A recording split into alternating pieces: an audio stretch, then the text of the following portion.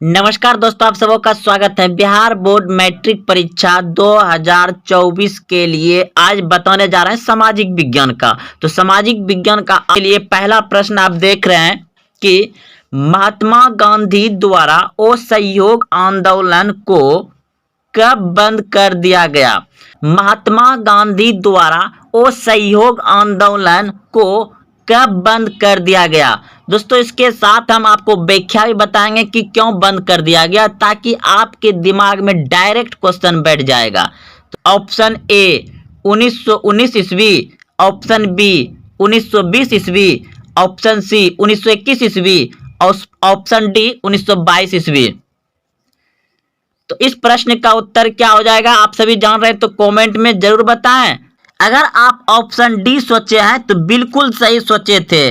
1922 ईस्वी में महात्मा गांधी ने असहयोग आंदोलन को स्थगित कर दिया गया, यानी बंद कर दिया गया असहयोग आंदोलन 1922 ईस्वी में। क्यों किया था, आइए समझते हैं। देखिए दोस्तों, इस प्रश्न का भी आप कॉपी में अच्छे से उतार लें, बहुत अच्छा रहेगा। तो समझिए, 5 फरवरी 1922 को उत्तर प्रदेश के चौरी चौरा नामक स्थान पर जनता ने थाने में आग लगा दी, जिसमें एक थानेदार यानी एक दरोगा एवं 21 सिपाहियों की मौत हो गई। इस घटना से क्षुब्ध होकर गांधी जी ने 12 फरवरी 1922 को असहयोग आंदोलन को स्थगित कर दिया गया। दोस्तों अगर आपको डेट सहित पूछा जाए कि अगर वहां पे डेट रहेगा तो महात्मा गांधी ने असहयोग आंदोलन को कब स्थगित कर दिया गया, कब बंद कर दिया गया, तो 12 फरवरी 1922 ईस्वी को। चलिए अब आगे कुछ एडवांस सीखते हैं। आपको यह भी प्रश्न पूछ लिया जाता है कि चौरी चौरा कांड कब हुआ था। चौरी चौरा कांड कब हुआ था, तो 5 फरवरी 1922 को, 5 फरवरी 1922 को हुआ था।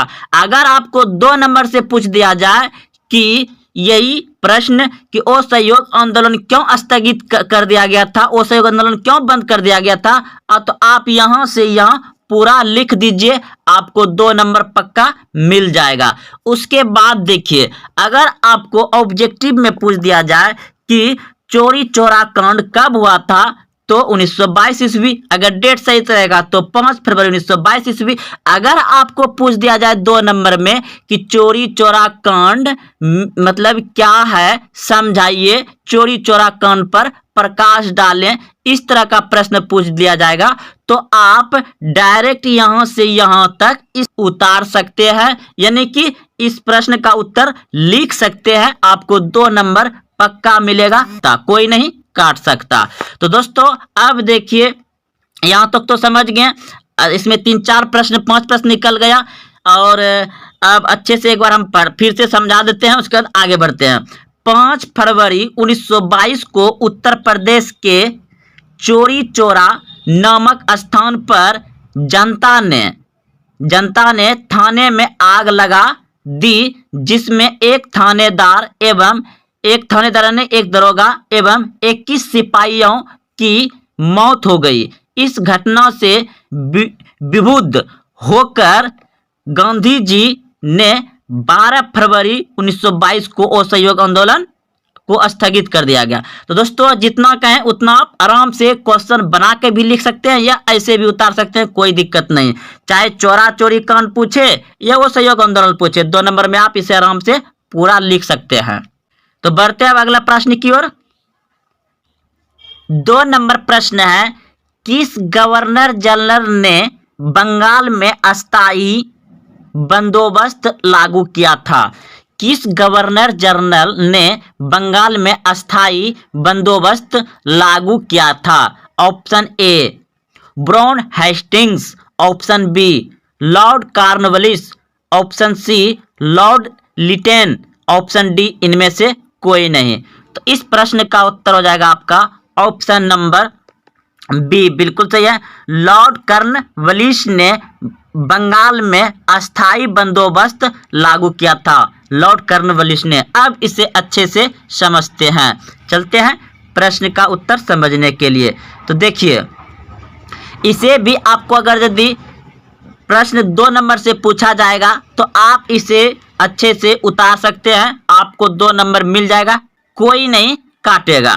तो लॉर्ड कॉर्नवालिस ने बंगाल में अस्थाई बंदोबस्त लागू किया था। लॉर्ड कॉर्नवालिस ने 1793 ईस्वी में प्रसिद्ध कॉर्नवालिस कोड का निर्माण करवाया, जो शक्तियों के विथिकरण के सिद्धांत पर आधारित था। तो दोस्तों, इसको आप अच्छे से समझ गए होंगे। अब चलते हैं अगले प्रश्न की ओर। गेहूं के उत्पादन के लिए उपयुक्त मिट्टी है। गेहूं के उत्पादन के लिए उपयुक्त मिट्टी है काली मिट्टी, ऑप्शन बी जलोढ़ मिट्टी, ऑप्शन सी लेटराइट मिट्टी, ऑप्शन डी लाल मिट्टी। तो बताइए इस प्रश्न का उत्तर क्या होगा। तो गेहूं के उत्पादन के लिए उपयुक्त मिट्टी है जलोढ़ मिट्टी, ऑप्शन नंबर बी सही हो जाएगा। काली मिट्टी आपका कपास मूंगफली के लिए, काली मिट्टी किसके लिए है, कपास मूंगफली के लिए, और ये गुजरात में पाया जाता है, इसमें प्याज लहसुन भी होता है काली मिट्टी में अधिक मात्रा में। तो गेहूं के लिए जलोढ़ मिट्टी याद रखिएगा, गेहूं के लिए जलोढ़ मिट्टी। अब इसका व्याख्या भी समझ लेते हैं दोस्तों। देखिए, गेहूं की उपज के लिए जलोढ़ या दामोट मिट्टी याद रखिएगा, दामोट मिट्टी भी आपको दे सकता है, अच्छी नमी मानी जाती है। इसके लिए 50 सेमी से 75 सेमी तक वर्षा पर्याप्त होती है। विश्व में अमेरिका में सबसे ज़्यादा गेहूं पैदा किया जाता है। भारत में सबसे ज़्यादा गेहूं उत्तर प्रदेश में। अगर पूछ दिया जाए दोस्तों कि भारत में किस राज्य में सबसे ज़्यादा गेहूं उत्पन्न होता है, तो उत्तर प्रदेश में। यहाँ देख लीजिए दोस्तों, दिया गया है उत्तर प्रदेश में पैदा किया जाता है। परंतु प्रति हेक्टेयर पैदावार सबसे अधिक पंजाब में होती है। तो दोस्तों, भारत में सबसे अधिक गेहूं उत्तर प्रदेश और पंजाब में होता है। दोस्तों, आप लोग समझ गए हैं कि गेहूं की फसल किस मिट्टी में होता है, दामोद मिट्टी या जलोढ़ मिट्टी याद रखिएगा, ठीक। और गेहूं उत्पादन में भारत का कौन सा अग्रणी राज्य है, उत्तर प्रदेश और पंजाब। अब अगला प्रश्न समझते हैं। अगला प्रश्न था आपका, गेहूं हो गया। अब ये प्रश्न है कि देखिए, इस तरह का प्रश्न हर साल पूछ लिया जाता है। पंजाब केसरी के रूप में जाने जाते हैं। तो पंजाब केसरी के रूप में जाने जाते हैं। Option A Bhagat Singh, option B Subhash Chandra Bose, option C Lala Lajpat Rai, option D Sardar Vallabh bhai Patel. तो बताइए इस प्रश्न का उत्तर क्या होगा। तो पंजाब केसरी के रूप में जाने जाते हैं लाला Lajpat Rai, option number C बिल्कुल याद रखिएगा। पंजाब केसरी के रूप में जाने जाते हैं कौन, लाला लाजपत राय। तो इसका भी दोस्तों इंपॉर्टेंट प्रश्न ने की ले लिया है, जो कि पूछा जाता है। तो आप देखिए यहाँ पे, इसे भी कॉपी में उतार लीजिए। इस तरह का प्रश्न हर साल पूछा जाता है। तो इस बार इसमें से कोई एक आएगा। तो आप सभी जान गए कि पंजाब केसरी के नाम से कौन जाने जाते हैं, लाला लाजपत राय। बिहार केसरी के नाम से जाना जाता है कौन, डॉक्टर श्री कृष्ण। आंध्र केसरी के नाम से जाता है टी प्रकाशम। बंगाल केसरी के नाम से जाता है आशुतोष मुखर्जी। और शेरे कश्मीर शेख अब्दुल्ला, शेरे कश्मीर शेख अब्दुल्ला। अब अगला प्रश्न पढ़ते हैं, क्या है अगला प्रश्न है, फ्रांस की क्रांति का नारा था। फ्रांस की क्रांति का नारा था। तो फ्रांस की क्रांति कब हुई थी, यह भी पूछ सकता है दोस्तों आपको। तो फ्रांस की क्रांति का नारा था आपका ऑप्शन नंबर ए बिल्कुल सही जगह, प्रतिनिधित्व नहीं तो कर नहीं। प्रतिनिधित्व नहीं तो कर नहीं। कर मतलब समझ रहे हैं दोस्तों, टैक्स जो देते हैं, टैक्स कर होता है वही, इसलिए प्रतिनिधित्व नहीं तो कर नहीं, यही वहां का नारा था। अब आइए, बहुत ही इंपॉर्टेंट नारा है, जो कि अच्छे से समझेंगे। और इस तरह का नारा पूछ ही लिया जाता है और पूछता ही है, बहुत बार पूछा गया है। तो देखिए, फ्रांस की राज्य क्रांति कब हुई थी, 1789 ईस्वी में, इसे याद रखिएगा। उस समय का लुई 16वां के शासन काल में हुई थी। तो लुई 16वां के शासन काल में क्या हुआ था, राज्य क्रांति हुआ था। फ्रांस की राज्य क्रांति कब हुई थी, 1789 ईस्वी में। उस समय वहां का शासक कौन था? लुई 16वां था। उसमें शासनकाल किसका था? लुई 16वां का था। उस समय वहां समन्नति व्यवस्था थी। उसमें क्या व्यवस्था थी? समन्नति व्यवस्था थी। इस क्रांति का नारा था समानता, स्वतंत्रता और बंधुत्व। प्रतिनिधित्व नहीं तो कर नहीं। दोस्तों ये ऑप्शन में था, प्रतिनिधित्व नहीं तो कर नहीं। अमेरिका स्वतंत्रता संग्राम का नारा था। अमेरिका स्वतंत्रता संग्राम का नारा था। एक राष्ट्र एक नेता का नारा हिटलर ने दिया था। कब? जर्मनी से। एक राष्ट्र एक नेता का नारा किसने दिया था? हिटलर ने दिया था। दुनिया के मजदूर एक हो, यह नारा किसने दिया था? कार्ल मार्क्स ने दिया था। दुनिया के मजदूर एक हो का नारा किसने दिया था? कार्ल मार्क्स ने दिया था, रूस से। और एक राष्ट्र एक नेता का नारा किसने दिया था? हिटलर ने। ठीक, समझ गए दोस्तों आप लोग अच्छे से। इसे आप लोग भी अच्छे से ध्यान से पढ़ लीजिए। हम छोटा कर दे, स्क्रीनशॉट ले लीजिए और अपने कॉपी में अच्छे से लिख लीजिए। अब हम अगला प्रश्न पढ़ते। पृथ्वी की सतह से सबसे अधिक नजदीक की परत है। तो सबसे पृथ्वी की सतह यानी कि जमीन के नजदीक, यानी कि नजदीक सबसे निचली परत, वायुमंडल की सबसे निचली परत। ऐसे ही प्रश्न पूछा जाएगा, वायुमंडल की सबसे निचली परत कौन सी है? तो क्षोभ मंडल, याद रखिएगा। अब अच्छे से समझिए कि क्षोभ मंडल क्या होता है। देखिए, बादल गरजना, बिजली चमकना, आंधी तूफान आना, ये सभी जो है ना कि क्षोभ मंडल में ही होता है। कहाँ होता है? क्षोभ मंडल में ही होता है। इसके ऊपर संताप मंडलता है, वहां ऐसा कुछ नहीं होता। इसलिए आप लोग सुने होंगे कि एक ऐसा पक्षी होता है, जब बारिश होता है ना तो वह बारिश से ऊपर उड़ने लगता है। वह बारिश से ऊपर उड़ने लगता है। उस पक्षी का नाम बताइएगा आप सभी। एक कौन सा ऐसा पक्षी है, जब बारिश बादल घिरने लगता है, आंधी तूफान आने लगता है, तो वह पक्षी जो है कि नीचे ना आकर के वह धीरे धीरे क्या होता है और ऊपर चला जाता है, जहां मतलब बारिश ही नहीं होता है। तो दोस्तों आप लोग अच्छे से याद रखिएगा कि जितने भी आंधी तूफान, बिजली चमकता है, बादल गरजता है, आंधी तूफान, बादल पड़ना, ये सभी क्षोभ मंडल में ही होता है। तो अब अगला प्रश्न हम लोग पढ़ रहे हैं। देखिए यहाँ पे दिया गया है, इसका पूरा व्याख्या। क्षोभ मंडल देखिए धरातल से 16 किलोमीटर के ऊपर है। मतलब क्षोभ मंडल की सीमा 16 से 18 किलोमीटर है। उसके बाद समताप मंडल आता है, उसके बाद ओजोन मंडल आता है, उसके बाद मध्य मंडल आता है, उसके बाद आयन मंडल आता है, उसके बाद बहिर्मंडल आता है, जो कि 500 किलोमीटर से अधिक ऊपर है। तो अब अगला प्रश्न समझ रहे हैं हम लोग। देखिए प्रश्न है, बहुत अच्छा प्रश्न है, आप लोग ध्यान से समझिए। ये प्रश्न बहुत बार पूछे गए हैं और पूछे जाएंगे। महात्मा गांधी की हत्या नाथूराम गोड्से ने निम्नलिखित में से किस दिन किया था? यानी कि महात्मा गांधी का हत्या नाथूराम गोड्से ने किया था, यानी कि उसको 3 गोली मार दिया था। 3 गोली क्यों मारा था, किस दिन मारा था? तो ऑप्शन नंबर डी सही हो जाएगा। 30 जनवरी 1948 को। 30 जनवरी 1948 को। अब इसके बारे में व्याख्या पढ़ते हैं। तो देखिए, महात्मा गांधी का जन्म 2 अक्टूबर 1869, ठीक है, याद रखिएगा। महात्मा गांधी का जन्म कब हुआ था?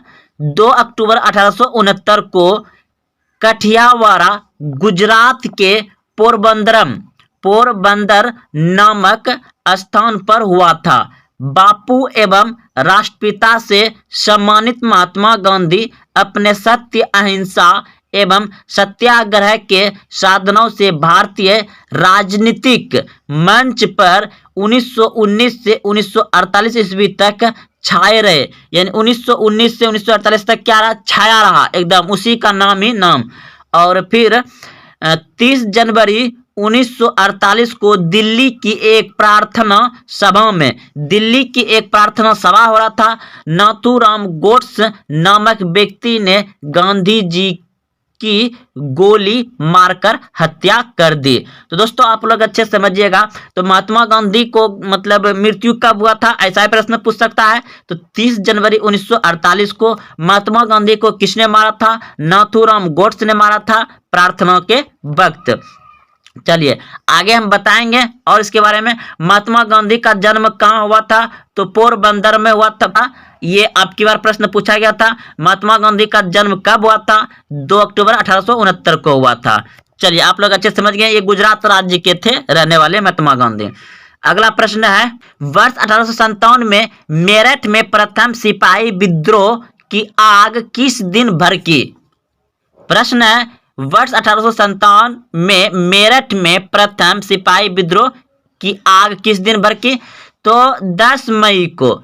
10 मई को ऑप्शन नंबर ए सही है। 10 मई 1857 को ये आग भड़की थी, यानी कि सिपाही विद्रोह हुआ था। सिपाही विद्रोह कब हुआ था? 10 मई 1857 को। अब इसका कुछ व्याख्या है, छोटा सा देख लेते हैं। देखिए, 10 मई 1857 के दिन मेरठ की पैदल टुकड़ी सेना जो था उसे 20 NI से 1857 ईस्वी की क्रांति की शुरुआत हुई थी। तो यहीं से क्रांति का शुरुआत हुआ था। अब अगला प्रश्न है, देखिए प्रश्न है, बंगाल का विभाजन किसके समय में हुआ? बंगाल का विभाजन किसके समय में हुआ? Option A Lord Curzon, option B Lord Clive, option C Lord Cornwallis, option D Lord Dalhousie. तो इस प्रश्न का उत्तर हो जाएगा आपका ऑप्शन नंबर ए, बिल्कुल सही है। लॉर्ड कर्जन के समय में बंगाल विभाजन हुआ। और हम बताएंगे कि बंगाल विभाजन कब हुआ, क्यों हुआ, बंगाल विभाजन को रद्द कब किया गया, इस तरह का प्रश्न पूछा जाता है। तो आइए पूरा व्याख्या समझते हैं। दोस्तों यह आपको 2 नंबर से ही प्रश्न पूछा जाएगा, तो इसे आप लिख दीजिएगा, तो कोई नहीं काटेगा, 2 नंबर आ जाएगा, आप इसे अच्छे से उतार लीजिएगा। लॉर्ड कर्जन ने 20 जुलाई 1905 को बंगाल विभाजन के निर्णय की घोषणा की, जो 16 अक्टूबर 1905 को प्रभावी हो गया। इस दिन पूरे बंगाल में शोक दिवस मनाया गया था। तो दोस्तों आप लोग समझ गए होंगे कि बंगाल विभाजन कब हुआ था? 20 जुलाई 1905, याद रखिएगा 20 जुलाई 1905 को हुआ था।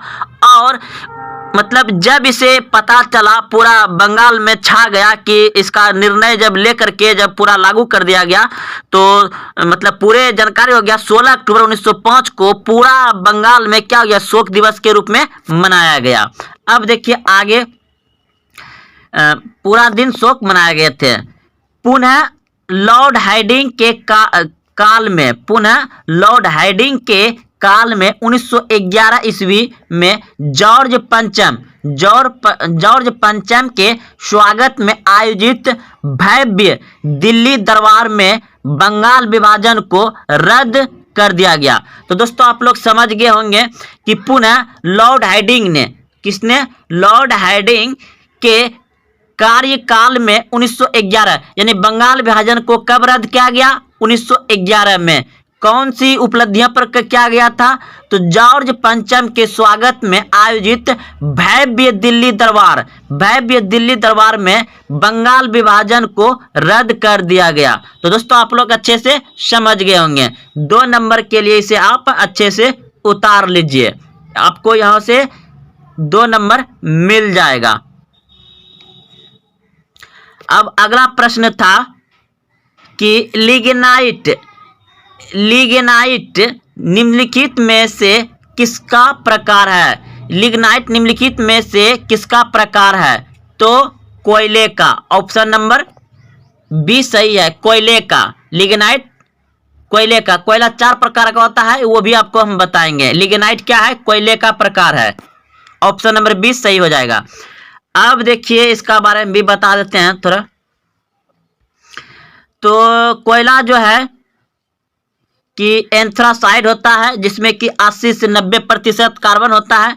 बिटुमस कोयला होता है, जिसमें 75 से 80% होता है। और लिग्नाइट होता है। ठीक, तो दोस्तों आप सभी ये सभी प्रश्न को अच्छे से पढ़ लिए होंगे। अगर आप यहाँ तक आए हैं तो अपने दोस्तों में भी शेयर करें। और हाँ, अभी तक चैनल को सब्सक्राइब नहीं किए तो चैनल को सब्सक्राइब कर लें, और किए हैं तो लाइक भी जरूर करें, क्योंकि इससे हमें मोटिवेट मिलता है, यानी कि आप लोग का सहयोग मिलता है वीडियो बनाने में, पढ़ाने में मज़ा आता है। लाइक करिएगा तभी तो दोस्तों, सब चीज़ तो वैसे भी आपका बेस्ट होते जाए, यानी कि एमबी और समय इधर उधर मत आदत लगाइए सोशल मीडिया पर, बहुत ही खतरनाक चीज़ है दोस्तों। आगे चल के बहुत पछताना पड़ेगा, क्योंकि हम लोग का सही बात बता रहे हैं जो बीते हुए हैं। तो दोस्तों मिलते हैं फिर कल। जय हिंद, जय भारत। अपने दोस्तों में शेयर जरूर करना दोस्तों।